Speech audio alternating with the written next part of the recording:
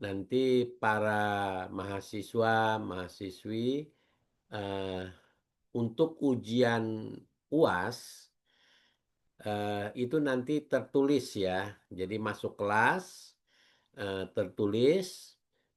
Nah, nanti dikerjakan di kelas. Nah, soalnya nanti studi kasus. Nah, studi kasus itu menyangkut masalah konflik. Nanti dijelaskan saja studi kasus dengan teori-teori yang sudah saya sampaikan dalam perkuliahan. Nah, itu di apa? Dianalisis ya, dikaji. Nah, saya nanti minta tolong kepada teman-teman mahasiswa-mahasiswi semua nanti dalam menjawab soalnya itu kedalaman analisisnya yang saya nilai ya. Jadi jangan sampai nanti ketika menjawab soal itu pendek gitu ya, entas nggak ada kedalaman analisisnya, entas nah itu yang apa nanti mempengaruhi nilai ya. Nah di samping itu saya juga menggabungkan nilai UTS-nya ya, nilai UTS, absensi. Nah itu saya rekap semua. Nanti siapa saja yang cukup rajin ya, terus juga menjawab eh, apa UAS-nya. Nah, nilai UAS ini sangat berpengaruh sekali, dia tinggi sekali dibandingkan UTS ya. Jadi itu tadi saya minta nanti untuk menjawabnya itu dengan kedalaman analisis ya. Nah, itu untuk UAS yang akan datang. Nah, tapi saya yakin teman-teman kalau eh, kuliah ya mengikuti apa yang saya sampaikan pasti bisa menjawab lah soal yang diberikan. Soalnya sekitar 5 soal. Nanti kan saya berikan 5 soal untuk bisa dikerjakan dengan baik. Baik, saya lanjutkan dengan perkuliahan. Jadi kemarin terakhir kita membahas tentang teori konflik klasik ya. Jadi teori konflik klasik itu ada beberapa teori yang dikemukakan, tapi yang sangat terkenal itu adalah teori Marx ya, teori Marx, teori Simmel, teori Weber ya, Max Weber. Nah, tiga ini teori yang sudah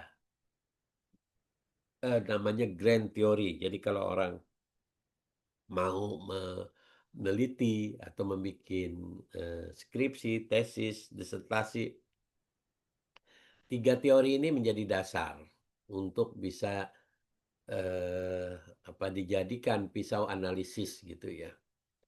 Nah, jadi kita ingat hanya tiga teori konflik ini yang dikembangkan. Nah, banyak orang dalam buku-buku literatur ilmu politik itu eh, menggunakan tiga teori besar ini, yaitu teori Marx, teori Simmel, dan teori Weber. Ya. Nah, selanjutnya apa sih yang dinamakan oleh beberapa teori konflik modern ya? Teori konflik modern. Nah, dalam teori konflik modern itu ada beberapa teori, yaitu ada namanya teori pilihan rasional, ya. Teori pilihan rasional, teori sistem, dan teori transformasional. Ya. Nah, apa yang dinamakan teori rasional itu? Jadi teori rasional itu adalah memandang konflik sebagai hasil dari keputusan rasional individu yang berusaha memaksimalkan keuntungan pribadi. Jadi pihak-pihak yang berkonflik dianggap sebagai aktor rasional yang mempertimbangkan biaya dan manfaat setiap tindakan. Nah, jadi apa yang dinamakan teori rasional ini itu artinya dalam melangkah apapun itu diperhitungkan. Jadi kita melihat sesuatu itu bukan abstrak ya. Nah, teori rasional ini melihat bahwa ketika saya melakukan sesuatu, ini ada perhitungannya. Nah, itu teori rasional. Jadi ketika sama kalau kita melangkah sesuatu apa yang akan kita kerjakan, kita berpikir rasional bahwa rasional itu sesuatu yang jelas yang akan kita lakukan itu apa, ya. Nah, kalau di dalam manajemen ya, itu yang namanya ada sistem prosedurnya itu. Teori sistemnya di situ. Nanti ada perencanaannya, ada pelaksanaannya, ada evaluasi monitoring. Nah, itu rasional.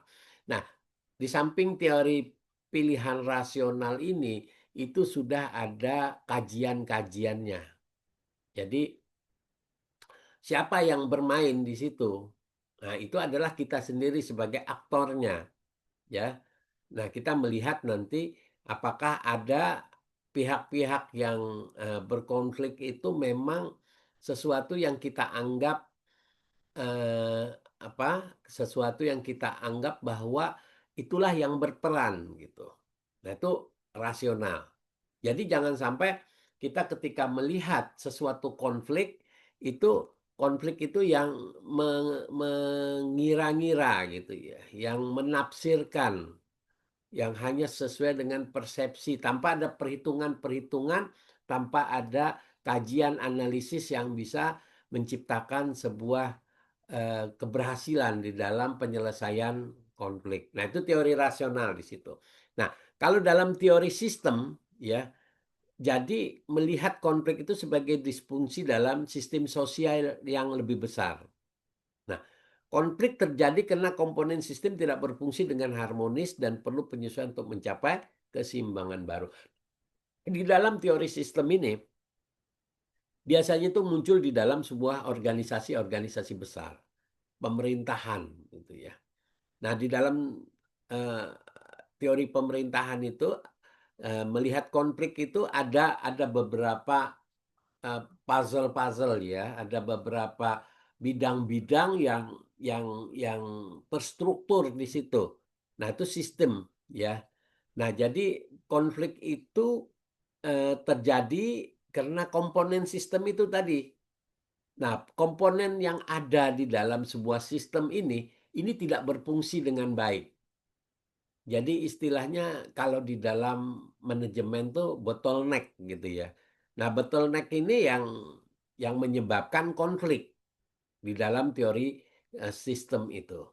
Nah, ini yang perlu menjadi perhatian di dalam teori sistem. Jadi berbeda dengan rasional tadi. Jadi kalau rasional kita berhitung ya, melihat sebuah apa yang akan kita kejar itu dalam perhitungan yang betul-betul matang. Tapi teori sistem tidak. Teori sistem ini nggak bisa. Rasional akan bisa dilakukan, tapi pola yang diambil itu adalah sebuah sistem yang besar.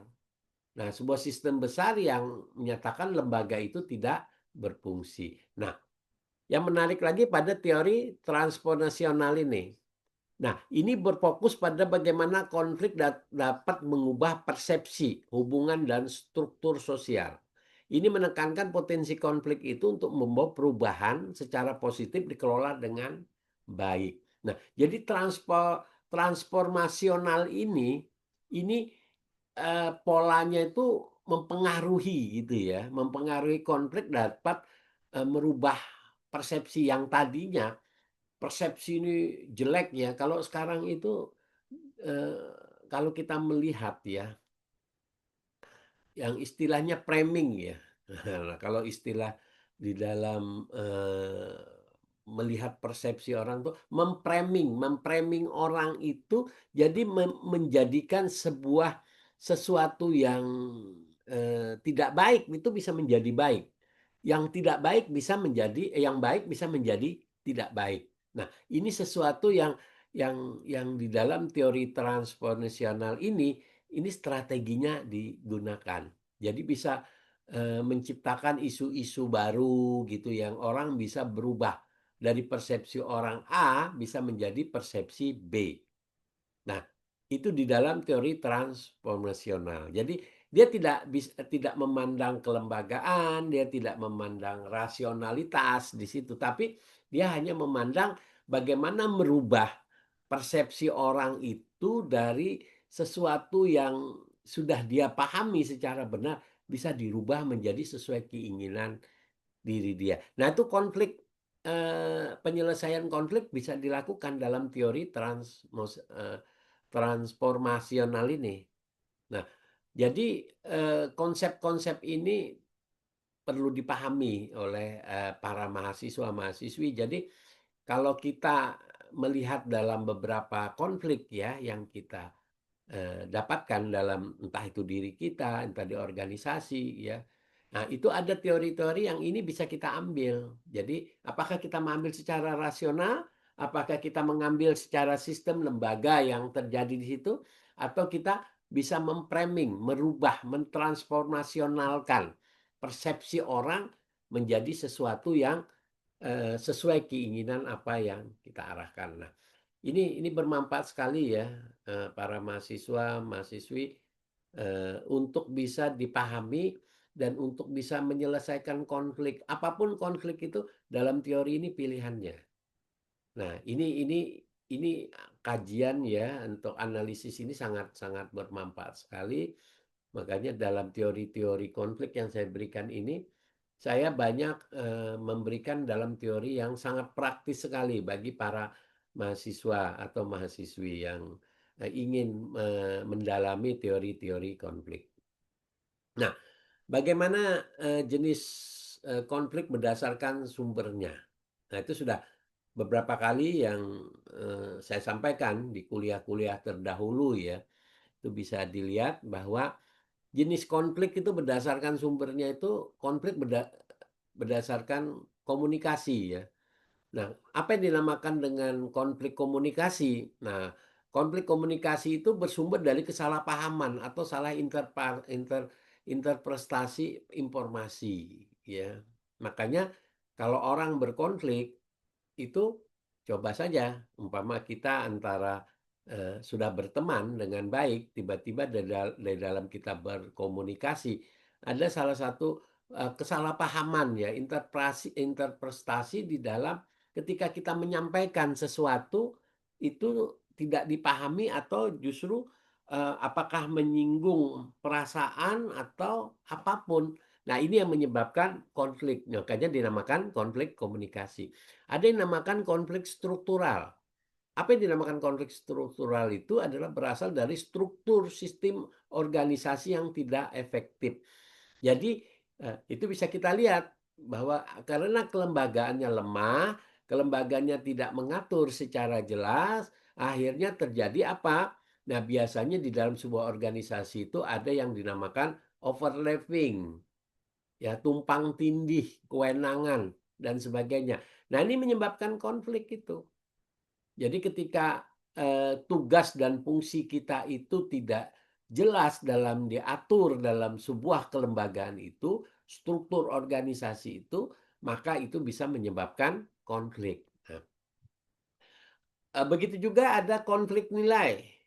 Nilai itu artinya apa? Timbul perbedaan keyakinan dalam prinsip fundamental. Nah, ini biasanya di konflik agama ya, di konflik sosial agama. Jadi nilai-nilai keyakinan yang diyakini itu tiba-tiba berbeda dengan keyakinan yang dipahami oleh lawan konfliknya itu. Nah, ini yang menjadikan konflik. Selanjutnya adalah konflik hubungan. Nah, itu eh, berasal dari interaksi interpersonal yang buruk atau emosi negatif. Jadi hubungannya ini sudah tidak harmonis itu. Jadi berbeda dengan komunikasi loh ya. Hampir mirip dengan komunikasi.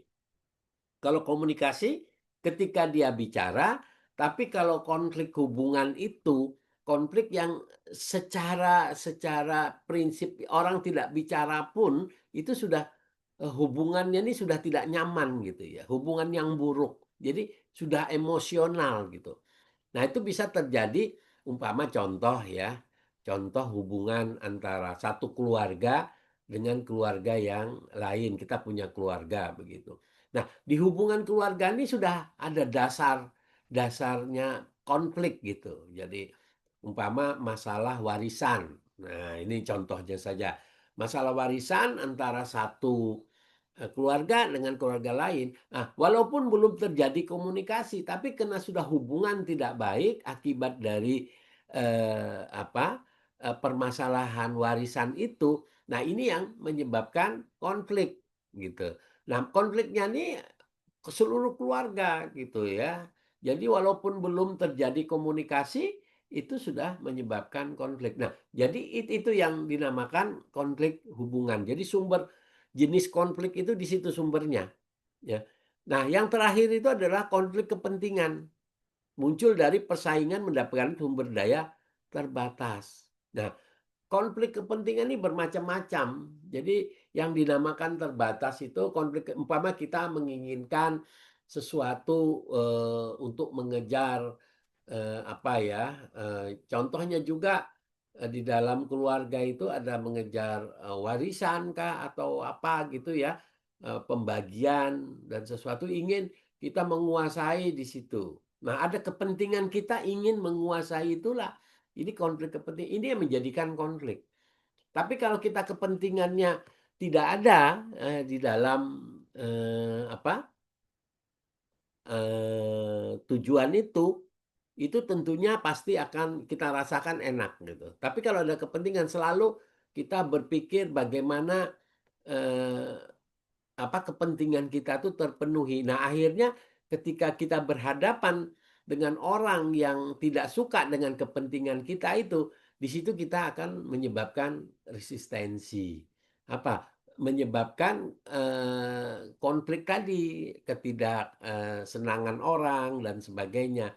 Nah, di sini konflik kepentingan. Jadi konflik sumbernya tuh kita bisa menganalisis di sini. Apakah itu berdasarkan konflik komunikasi? Apakah itu berdasarkan konflik struktural? Apakah konflik nilai, konflik hubungan, dan konflik kepentingan? Jadi sangat mudah sekali sebenarnya apabila kita diminta ya untuk menganalisis sebuah konflik. Nah, apakah itu di rumah tangga, apakah itu di organisasi kita di pemerintahan, ataupun itu di swasta.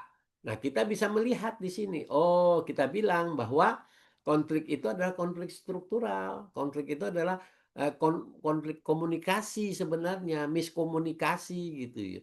Orang sampai berdebat macam-macam dan sebagainya itu di televisi kan sering kita lihat tuh. Bagaimana ketika orang mau pemilihan presiden berdebat gitu ya, dengan caranya sendiri mempengaruhi orang gitu ya. Nah, sampai-sampai itu bisa menyebabkan apa? Konflik sosial yang lebih besar.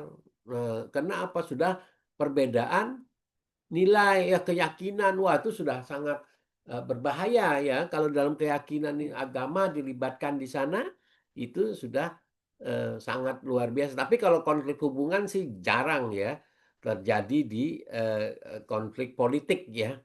Konflik politik itu biasanya terjadi di dalam yang dinamakan konflik kepentingan kalau kita melihat. Karena kepentingan dia partai yang ingin berkuasa. Nah, itu yang dia pasti berkonflik dengan yang akan bersaing dengan dia. Nah, itu yang perlu.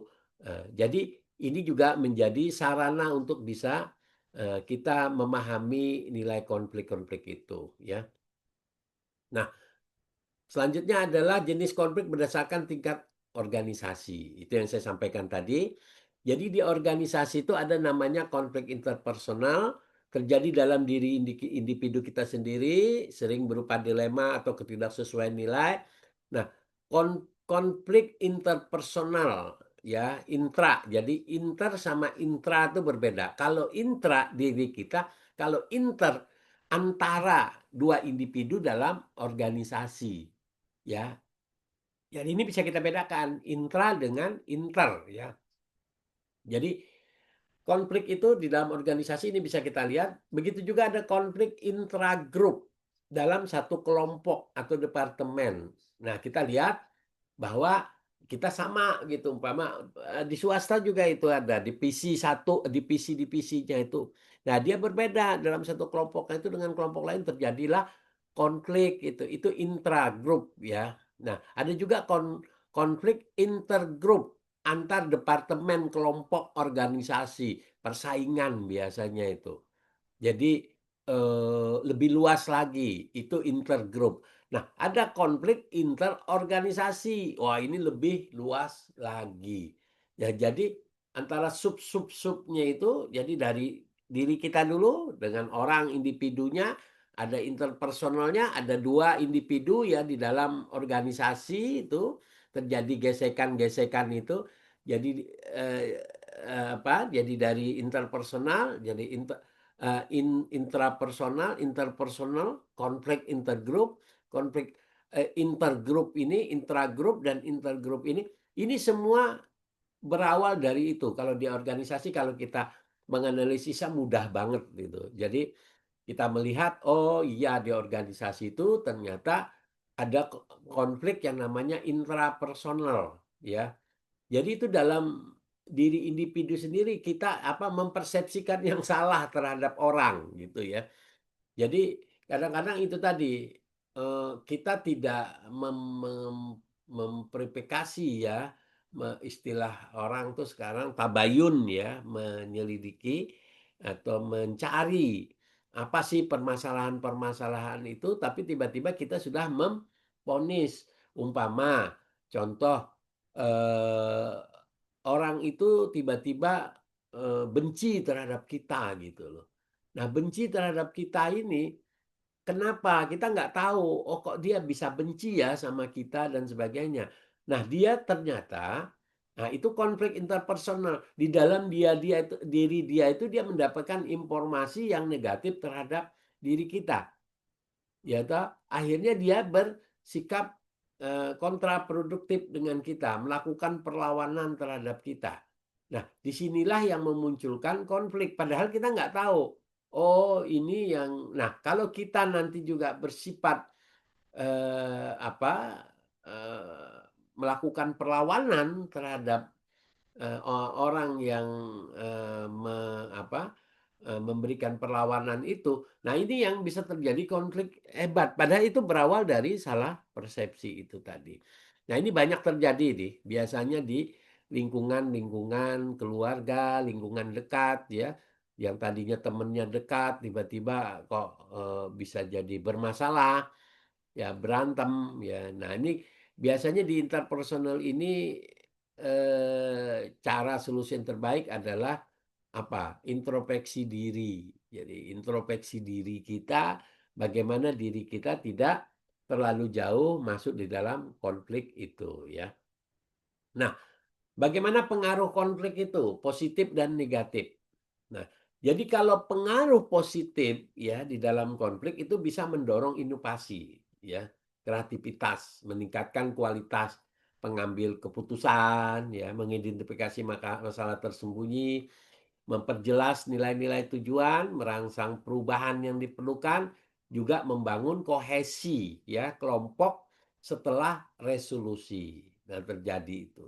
Nah, itu yang positif. Jadi tadinya yang orang biasa-biasa saja di dalam sebuah organisasi, tiba-tiba ada konflik di situ. Nah, tentunya di sini kita tertantang ya untuk bisa bagaimana merubah konflik itu menjadi sesuatu yang positif yang bisa kita jalankan gitu. Nah, akhirnya apa? Kita konsolidasi itu biasa tuh banyak gitu. Oh, yang tadinya nggak pernah komunikasi karena ada apa? Ada hal-hal yang membahayakan organisasi, akhirnya kita bersatu gitu, bersatu untuk mempertahankan organisasi kita. Nah, itu sama di dalam sebuah negara ya, teman-teman semua. Jadi di dalam sebuah negara itu biasanya negara yang adem ayem saja, yang eh, nilai persatuannya kurang dan sebagainya. Itu kalau ada yang namanya ancaman dari luar, itu sebuah negara gitu mau intervensi. Wah, di situ kita bersatu itu, ramai itu, tidak lupa dengan ada persoalan-persoalan konflik internal. Kenapa? Kita sudah bersatu sama-sama untuk bagaimana melawan itu, mempertahankan komunitas kita itu, wilayah-wilayah kita itu untuk tidak dijajah. Nah, itu yang bisa meredam konflik itu sebenarnya. Jadi konflik yang sudah besar di dalam itu ya, biasanya politik pemerintah seperti itu diciptakan. Nah, konflik itu diciptakan di luar itu dan sebagainya biar bagaimana orang tidak terfokus lagi pada konflik internal itu. Nah, inilah banyak saat ini terjadi di Indonesia itu ya. Kalau teman-teman mahasiswa mahasiswi melihat, jadi umpama, oh, kenapa tiba-tiba pemberitaan ini konfliknya ini tiba-tiba hilang gitu. Lah kok bergeser ke sini. Nah, pergeseran-pergeseran itulah yang eh, perhitungan bagaimana bisa resolusi konflik, bagaimana bisa menyelesaikan konflik itu, jangan konflik ini terlalu besar nanti yang bisa merugikan seseorang gitu atau organisasi gitu ya atau merugikan negara gitu ya secara umumnya. Nah, ini yang perlu strategi. Jadi ini pengaruh konflik positif negatif ini sebenarnya strategi yang dilakukan. Nah, tapi kalau ada pengaruh negatifnya, konflik itu tidak dikelola dengan baik gitu. Nah, itu bisa menurunkan produktivitas, juga moral ya, waktu energi kita capek gitu. Terus hubungan juga merusak hubungan ya, menimbulkan stres ketegangan di antara kita gitu ya, mengganggu komunikasi juga kita mau bicara apapun nggak bisa, terus meningkatkan turnover ke karyawan itu ya, tuh rasa kebencian yang sangat luar biasa itu, over itu ya, jadi luar biasa. Nah, ini yang pengaruh negatif ya kalau kita tidak bisa mengelola konflik itu. Nah, jadi ini sangat-sangat mudah sekali apabila kita memahami tentang bagaimana konflik itu. Kalau konflik terjadi pada negatif gitu, ini akan cukup berbahaya. Tapi kalau bisa pengaruh positif, ini bisa kita mendapatkan sesuatu manfaat dari sebuah konflik itu. Nah, ini yang persepsi kita, strategi penanganan konfliknya harus matang di dalam menciptakan dua persepsi ini. Nah, selanjutnya adalah level-level konflik dalam organisasi. Itu kita bisa melihat sangat rendah, rendah, optimal, tinggi, sangat tinggi. Jadi bagaimana kita bisa melihat eh, level-level konflik ini? Jadi ini menunjukkan bahwa konflik yang terlalu rendah, terlalu tinggi dapat berdampak negatif pada kinerja. Jadi level konflik yang optimal cukup untuk mendorong inovasi, namun tidak sampai mengganggu normal ya, menghasilkan produktivitas tinggi.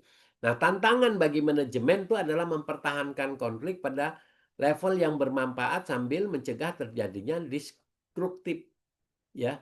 Karena ini membutuhkan kemampuan untuk mengenali tanda-tanda konflik berlebihan dan strategi intervensi yang tepat. Jadi konstruktif ya, kita harus mempertahankan jangan sampai terjadi destruktifnya ya, mencegah terjadi lebih parah lagi gitu ya. Nah, itu yang tidak tidak bermanfaat yang menjadi bermanfaat gitu. Nah, ini yang level-level konflik. Jadi kalau bisa kita mempertahankan pada posisi kalau konflik itu ada yang optimal ya. Nah, asumsi dalam proses konflik. Nah, ini juga yang saya sampaikan tadi bahwa ada subjektivitas persepsi, rasionalitas terbatas, ketergantungan antar pihak. Apa yang dinamakan subjektivitas persepsi? Jadi setiap pintu itu memiliki interpretasi berbeda tentang realitas. Nah, ini asumsi-asumsi ini yang perlu kita antisipasi ya. Begitu juga ketergantungan antar pihak gitu ya. Nah, kadang-kadang pihak-pihak yang berkonflik ya saling bergantung, ada beberapa aspek gitu. Tidak akan ada konflik karena tindakan suatu pihak akan mempengaruhi pihak lainnya. Jadi penyelesaian konflik ini kalau kita tergantung terhadap orang lain tanpa kita bisa menyelesaikan, ini akan menyebabkan di dalam konflik bisa berkepanjangan, bisa negatif, bisa positif. Nah, asumsi-asumsi ini jangan sampai muncul di situ gitu loh. Nah, ini perlu dalam proses bagaimana penyelesaian konflik bisa dilaksanakan. Begitu juga rasionalitas gitu ya. Jadi perlu dalam teori-teori tadi, teori rasional mengambil itu. Nah ini kita harus benar-benar objektif di dalam melihat bagaimana permasalahan konflik itu. Nah, bagaimana terjadi proses konflik itu, ya? Terjadinya proses konflik itu apa? Nah, ini ada konflik yang namanya konflik latin, laten itu ya. Jadi konflik laten. Nah, konflik ini berpotensi menyebabkan konflik yang belum termanifestasi ya, belum muncul gitu. Nah, ini yang bahaya itu konflik laten ya. Konflik laten ini kita nggak bisa memprediksi tentang seberapa kuat sih konflik itu. Kenapa? Dia tersembunyi konflik laten ini. Ini yang sering dinamakan orang tuh bom waktu ya. Suatu saat kalau meledak, no, meledak inilah yang menyebabkan perpecahan ya. Nah ini harus diantisipasi dari awal yang namanya konflik laten ini. Nah ada konflik yang pasca peristiwa. Kalau ini sangat mudah sebenarnya dampak dan konsekuensi konflik yang teratasi dan tidak teratasi yaitu di dalam pasca peristiwa. Kalau itu bisa kita prediksi, oh iya ketika konflik kita bisa selesaikan. Nah yang belum selesai itulah yang bisa kita atasi, yang kita bisa jadikan nanti sebagai dasar untuk penanganan konflik selanjutnya. Tapi ada juga yang terjadi pada konflik yang terasakan, yaitu pihak mulai menyadari adanya ketidaksesuaian atau perbedaan. Kita kan tentu di dalam berkonflik tentunya umpama terjadi permasalahan kita dengan saudara kita gitu ya atau apa teman kita gitu. Sebelum terjadi konflik itu ada konflik yang kita rasa-rasa oh ini jangan-jangan nanti masalah ya. Kenapa dia tidak menegur saya, kenapa dia tidak. Nah, itu ada konflik yang sudah terasakan gitu. Nah, itu prosesnya bisa terjadi itu. Ya. Jadi apa? eh, perasaan-perasaan yang melihat bahwa ada ketidaksesuaian itu. Nah, itu akan menjadi konflik. Ada juga konflik yang terasa ya, timbul emosi, ketegangan antar pihak. Itu langsung biasa. Jadi orang berbicara gitu ya, spontan itu, on the spot itu, tiba-tiba "Oh, kamu ini dungu ya istilahnya. Tiba-tiba di depan gitu bicara, kamu dungu, kamu bodoh. Pasti itu akan direspon secara cepat gitu ya. Nah, itu emosi timbul ketegangan antar pihak pada pada saat padahal sebelumnya tidak berkonflik dia. Tapi karena konflik itu muncul secara spontan, nah itu konflik yang jadi merasa bahwa pada saat itu memang dia tersinggung di dalam apa yang disampaikan. Makanya saya akan nuntut Anda di depan hukum dan sebagainya, gitu kan. Ada juga namanya konflik termanifestasi. Jadi muncul ke permukaan dalam bentuk tindakan atau reaksi. Nah, itu termanifestasi itu artinya apa? Ada sesuatu yang terjadi itu biasanya apa? Pengaruh-pengaruh orang yang mempengaruhi. Jadi ada tindakan provokasi namanya itu. Nah, itu tuh ya termanifestasi itu adalah tindakan konflik eh, apa? Terprovokasi ya. Ada yang memprovokasi akhirnya menyebabkan sebuah konflik baru di situ. Ya, apa itu provokasi pengaruh ya, mengkompori kalau istilah orang bahasa ininya, bahasa gaulnya tuh, wah ini dia ngomporin gitu kan. Akhirnya terjadilah konflik. Nah, itu proses terjadinya konflik di situ. Jadi di sini teman-teman para mahasiswa kita melihat bahwa proses bagaimana konflik itu terjadi, di sinilah peristiwa-peristiwa yang bisa kita antisipasi. Nah, bagaimana kekuasaan dalam proses konflik? Jadi kekuasaan dalam konteks konflik itu kekuasaan konflik merujuk pada kemampuan satu pihak mempengaruhi perilaku ya meskipun ada resistensi. Nah, ini kekuasaan karena itulah proses konflik ini mempunyai kekuasaan.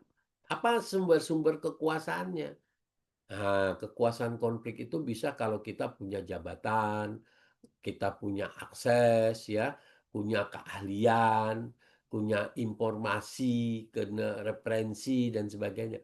Ini sumber kekuasaan ini bisa menyebabkan konflik. Jadi jangan dikira kita punya jabatan, kita eh, diem, apa istilahnya itu tidak ada masalah. Ya masalah dengan anak buah gitu ya. Masalah dengan siapapun yang tidak kebijakan kita tidak sesuai dengan apa yang dirasakan oleh anak buah kita. Nah, ini sumber-sumber kekuasaan itulah yang bisa menyebabkan konflik. Nah, termasuk sumber daya ya, punya akses. Ya, kita termasuk juga sumber daya alam kita itu, kita batu bara itu bukannya tidak berkonflik di situ ya, kita kaya gitu. Disitulah yang menyebabkan rebutan orang ya sumber daya.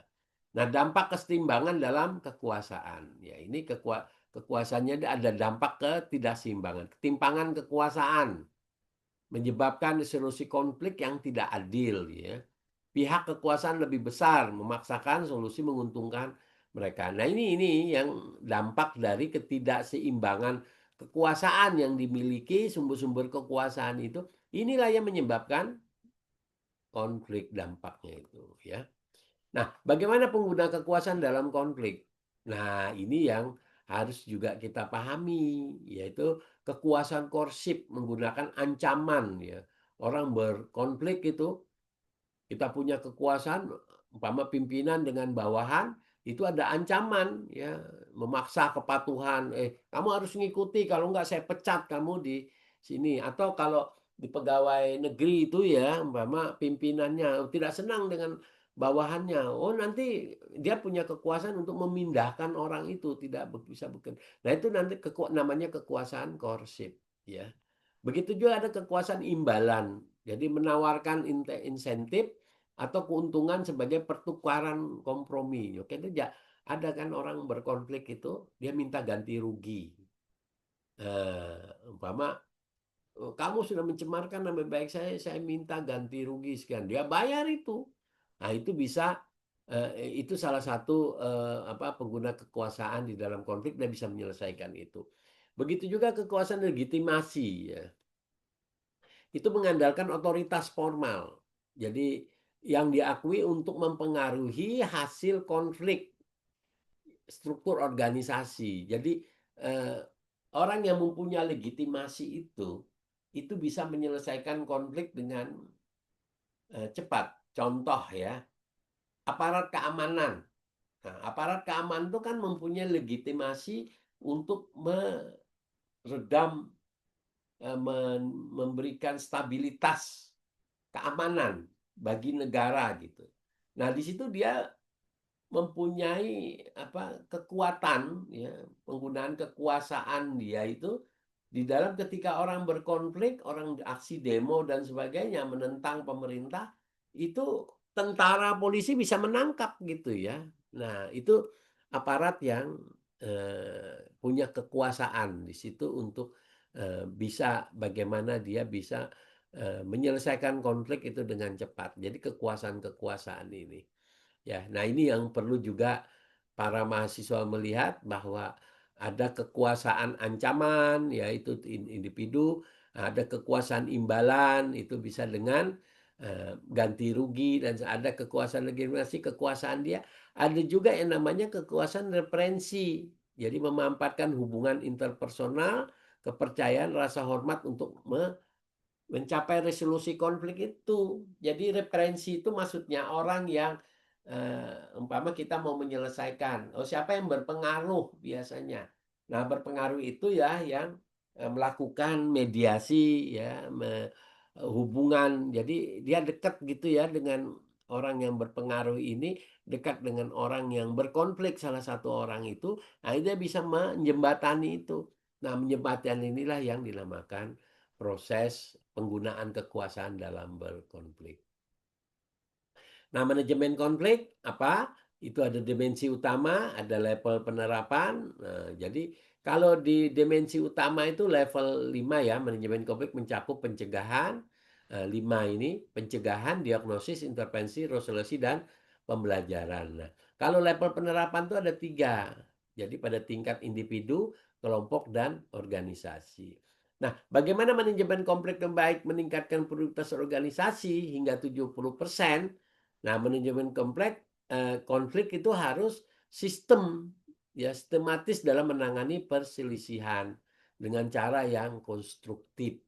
Ya, ini bisa 70% ditangani asal kita benar-benar melakukan secara sistematis gitu ya.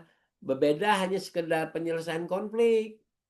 Ya, manajemen konflik itu menyangkut upaya yang komprehensif mulai dari pencegahan hingga pemampatan konflik. Nah, ini baru bisa efektif di dalam manajemen konflik ya.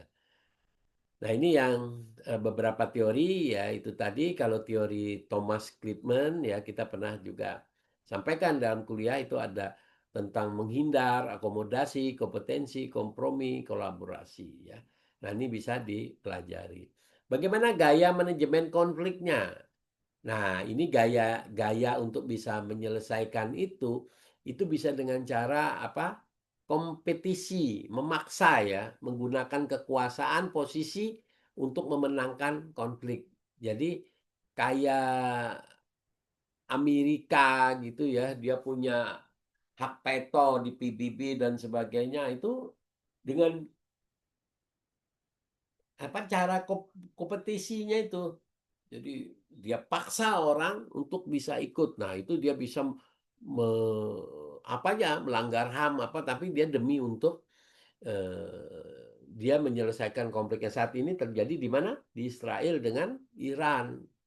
Nah, konflik itu bagaimana caranya Amerika menggunakan kekuasaan dia sebagai negara superpower itu yang didukung oleh PBB. PBB tidak bisa berbuat apa-apa seolah-olah Amerika yang menjadi polisi dunia itu. Nah, itu yang banyak ditentang oleh seluruh dunia. Ada juga yang namanya kolaborasi. Nah, ini yang sangat elegan ya, kolaborasi memecahkan masalah. Jadi bekerja sama menemukan solusi sebenarnya. Jadi berbeda dengan kompromi. Kalau kompromi itu berbagi ya dengan gayanya itu kalau kompromi umpama sudahlah kita nggak usah ini apa kebutuhannya kepentingannya kalau kepentingannya hanya itu ya sudah kita nggak usah menang kalah nih kita bagi saja.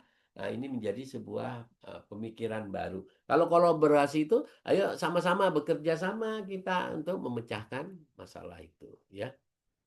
Nah, ada juga cara yang menghindar, menarik diri. Nah, ini tergantung bagaimana situasi konflik itu ya atau menunda itu ini di dalam menghindar akomodasi ya mengakomodasi mengalah ya jadi mengalah jadi mengabaikan kebutuhan sendiri untuk bagaimana menyelesaikan konflik itu demi kepentingan orang.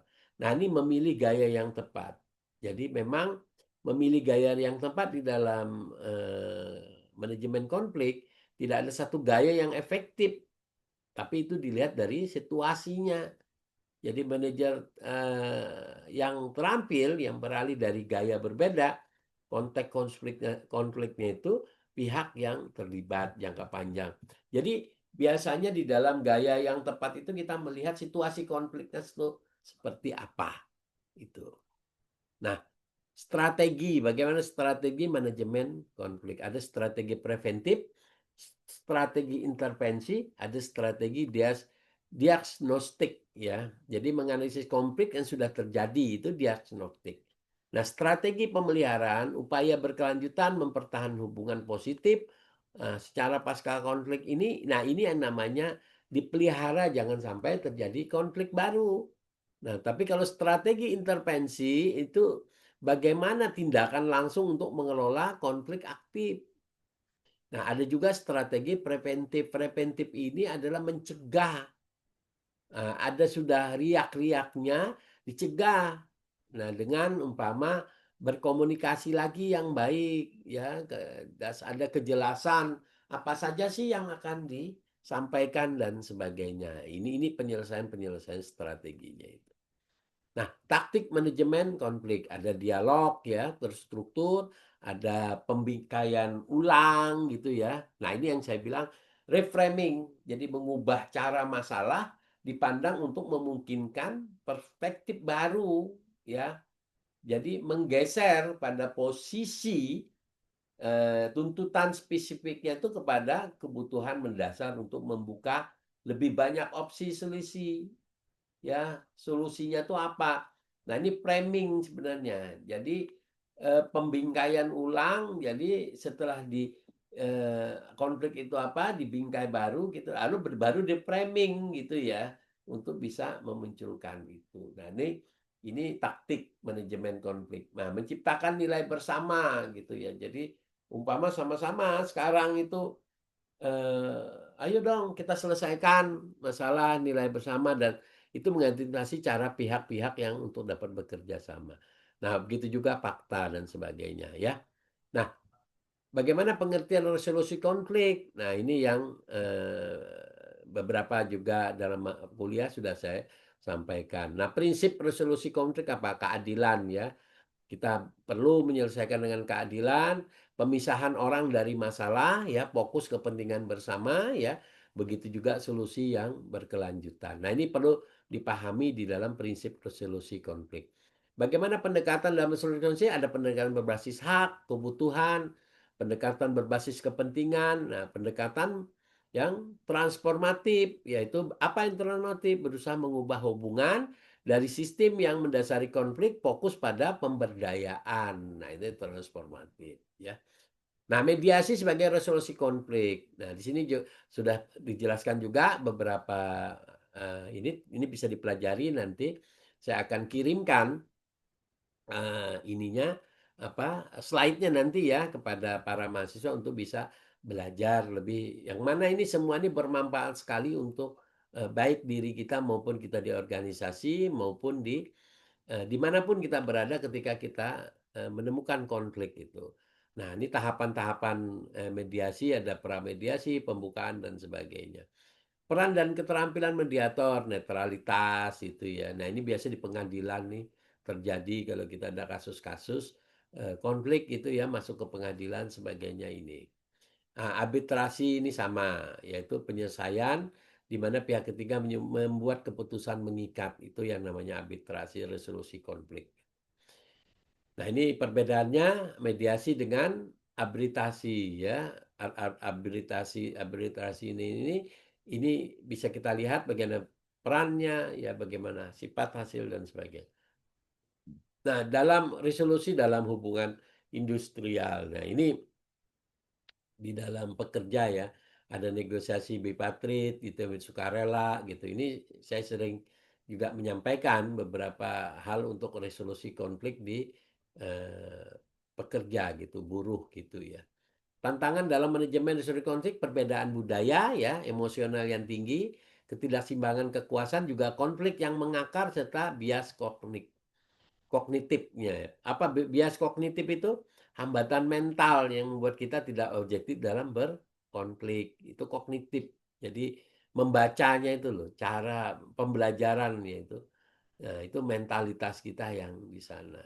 Nah, masa depan manajemen konflik ini dibutuhkan memang apa saja untuk menyelesaikan bisa dengan kecerdasan artifisial. Untuk menganalisis konflik dulu, resolusi lintas budaya nih, pendekatan dari berbagai tradisi, begitu juga ada realitas virtual, ya, konflik pelatihan resolusi itu. Nah, itu untuk ke depannya dengan majunya teknologi ini konflik bisa diantisipasi ya dengan cara-cara modern, dengan cara-cara apa? Dengan cara-cara teori yang baru yang bisa bagaimana menyelesaikan itu dengan cepat gitu.